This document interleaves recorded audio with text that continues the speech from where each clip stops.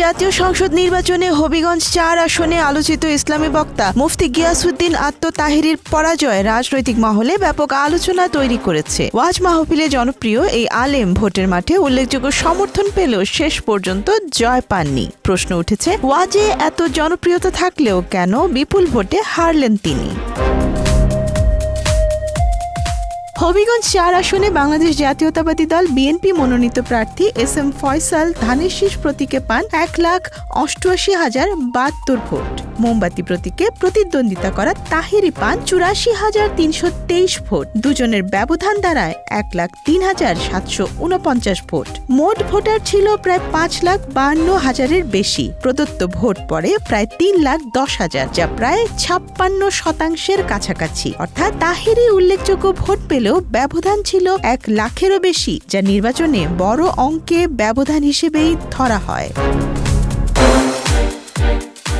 তাহেরি দীর্ঘদিন ধরে ওয়াজ মাহফিলের মাধ্যমে দেশ জুড়ে পরিচিত মুখ। সামাজিক যোগাযোগ মাধ্যমেও তার অনুসারী রয়েছে। তবে নির্বাচনী রাজনীতি কেবল ব্যক্তিগত জনপ্রিয়তার উপর নির্ভর করে না, প্রয়োজন শক্তিশালী তৃণমূল সংগঠন, ভোট ব্যাংক ও দীর্ঘমেয়াদী উপস্থিতি। এস এম ফয়সাল ১৯৯১ সাল থেকে এই এলাকায় সক্রিয় রাজনীতিতে যুক্ত।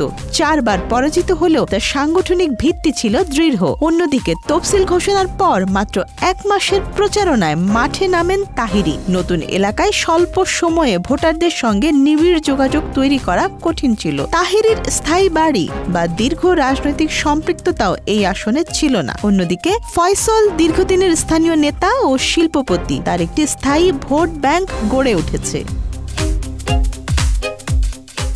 বাংলাদেশের নির্বাচনে দলীয় প্রতীক বড় ফ্যাক্টর। অনেক ভোটার ব্যক্তির চেয়ে প্রতীককে অগ্রাধিকার দেন। বিশ্লেষকদের মতে তাহিরির হার ও প্রতিপক্ষের জয়ের ঘটনায় দলীয় কাঠামোর প্রভাবই বেশি কাজ করেছে। আবার তাহিরিকে ঘিরে প্রচারণাকালে নানা বিতর্ক ও আলোচনার জন্ম হয়। কেউ এটিকে ইতিবাচক প্রচার করলেও কেউ মনে করেন অতিরিক্ত বিতর্ক সাধারণ ভোটারের একাংশকে দূরে সরিয়ে দিতে পারে। অন্যদিকে তাহিরি কুমিল্লার দাউদকান্দি উপজেলার ভোটার হওয়ায় তিনি হবিগঞ্জ ৪ আসনে নিজের ভোটটিও দিতে পারেননি।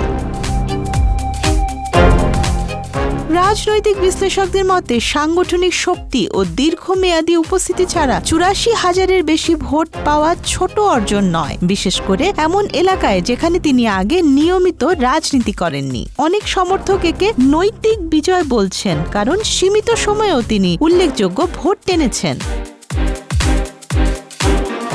পরাজয়ের পর তাহিরি সামাজিক মাধ্যমে অভিযোগ করেছেন ভোট কারচুপি, কেন্দ্র দখল ও এজেন্টদের বের করে দেওয়ার মতো অনিয়ম হয়েছে। তিনি পুনর্নির্বাচন বা আইনি লড়াইয়ের ঘোষণা দিয়েছেন, কিন্তু পুনঃগণনা হলে কি ফল বদলাতে পারে?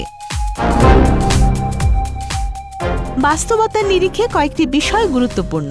ব্যবধান ১,০৩,৭৪৯ ভোট, যা অত্যন্ত বড়। সাধারণত পুনঃগণনায় স্বল্প সংখ্যক ভোটের হেরফের হয়। আদালতে ভোট পাল্টাতে হলে সুনির্দিষ্ট ও শক্ত প্রমাণ উপস্থাপন করতে হয়, যেমন কেন্দ্র ভিত্তিক ফলাফল, রিটার্নিং কর্মকর্তার নথি, এজেন্টদের আপত্তি ইত্যাদি। এই ব্যবধান কমাতে বিপুল সংখ্যক ভোট বাতিল বা পুনর্মূল্যায়ন করতে হবে, যা আইনগতভাবে অত্যন্ত কঠিন ও নজিরবিহীন। মামলা বা পুনর্গণনা রাজনৈতিক অবস্থানকে দৃশ্যমান করতে পারে, কিন্তু বর্তমানে অঙ্কের হিসেবে ফল উল্টে দেওয়া অত্যন্ত কঠিন বলেই প্রতীয়মান হচ্ছে।